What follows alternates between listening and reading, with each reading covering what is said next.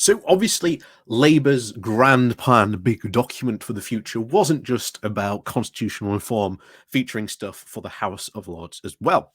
It also had stuff to do with devolution, and especially in it were promises about levelling up. And honestly, what we can see here is very exciting because it is based on a regional separation of what regions would get, what new powers they would get, especially for like regional mayors, how this could change and really help to supercharge Yorkshire and get the North moving properly again. Because we have talked time and time and time again on this channel. We in the North know what we need to help make, our towns, our cities really run and work.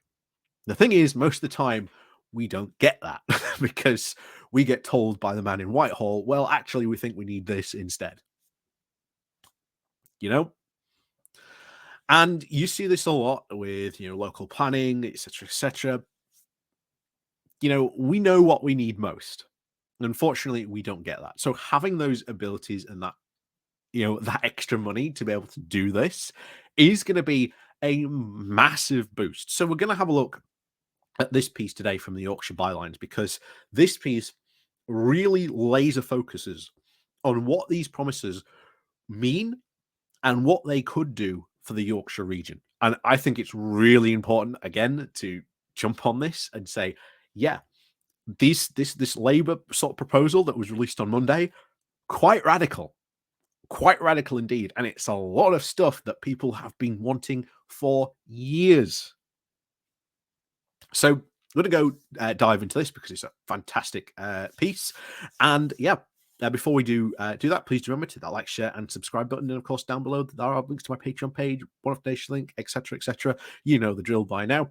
So, as today we go over the Yorkshire Bylines, the title of Labour's Promise to Supercharge Yorkshire Industry.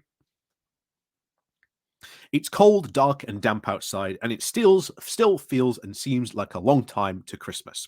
So, what better time for one of the UK's political parties to light up the sky with a bold set of pledges to renew our economy and rebuild our Yorkshire economy?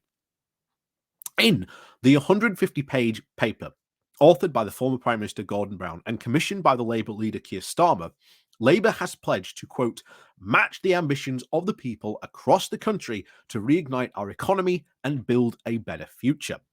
But what does that mean to people here in Huddersfield and in Batley and other nearby towns, cities, and villages?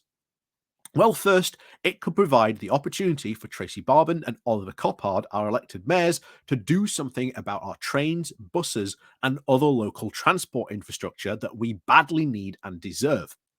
Talk to anyone around here, and they will tell you what an absolute pain it is to try and get children to school, commuting to work, or just popping in the town to do some shopping. Communities here know what is needed to improve our road layouts, enhance the bus routes, but also they want more control over our train services to bring down costs. Labour's plans promise to deliver the powers and investment we want to make this happen. And we've talked about this before, about localism. And this is really what they're proposing. And I hope this does become the new buzzword. Just lots of people really, really do care about this. And I think giving more power and letting people have more of a say what happens in their local areas is really, really important because that will get more people again politically active and engaged. And we've always said on this channel that is what the UK really, really needs. It needs more people sort of turned on and getting really involved, not just in politics at a national level, but a local level as well, is just as important. And a lot of people ignore local politics completely or don't even pay any form of attention to it, which is really, really disappointing. So, second, Starmer's plan will shake up our local politics. For too long, many people have felt unwilling to even enter the political arena because of the cut and thrust of Westminster politics. A newly elected House of Lords provides the opportunity for a new type of politics and a new type of politician.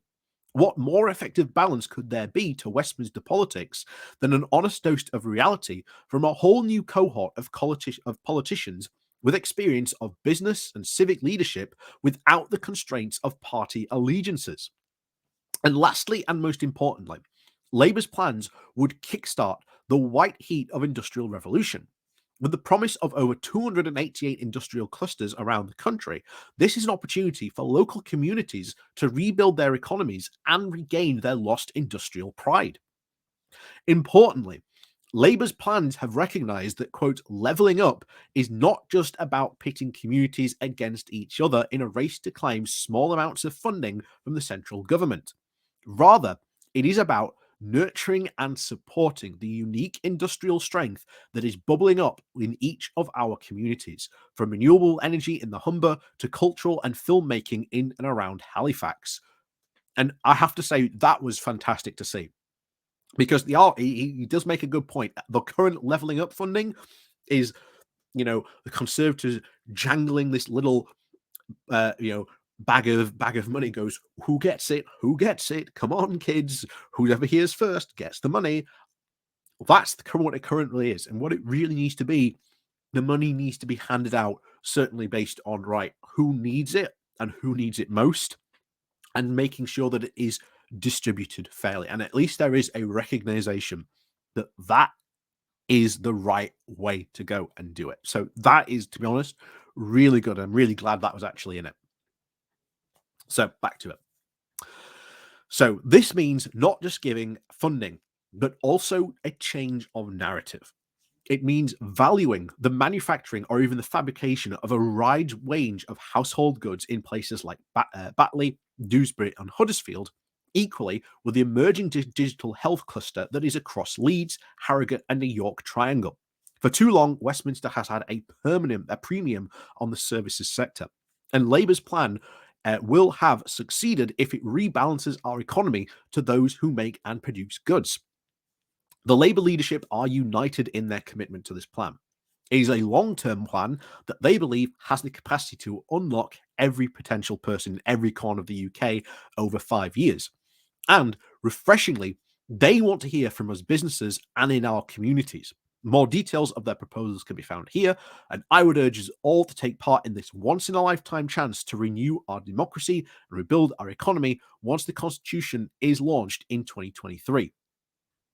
So that is, as I've said before, we talked about this before about House of Lords reform, how we cannot let this pass. We cannot let this opportunity pass. We know what we want.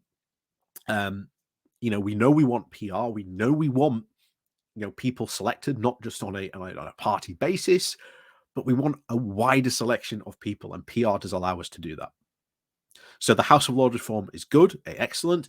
Giving more powers to our local mayors, fantastic, because they constantly know the pains that they need, but they just don't have the power or the funding or the money to be able to do what they need to do to improve their region. But they can once they get those stuff in. So that will be good. Again, focusing on the leveling up, of really acknowledging that fact about what real leveling up is. That it's not just, here's a pot of money, now everyone race to, see who can claim it first. It's about distributing it fairly and making sure those areas that need it most get it, while not also ignoring other areas that are also in need of funding as well. So that is really good. To be honest, I am genuinely quite excited about what this, consultation period is going to be. And I urge everyone in the UK, if you know that there's going to be a meeting about this, anything like that, get involved. Don't run away from it. Get involved, get active in it, regardless of what your political stripes may be. Get involved and have your say. So, as always, guys, thank you very much for watching. Please do remember to hit that like, share, and subscribe button. And of course, down below, there are links to my Patreon page and a motivation link called Buy Me Coffee, where you can buy me coffee. And as always, thank you very much for watching. And of course, we'll see you all next time.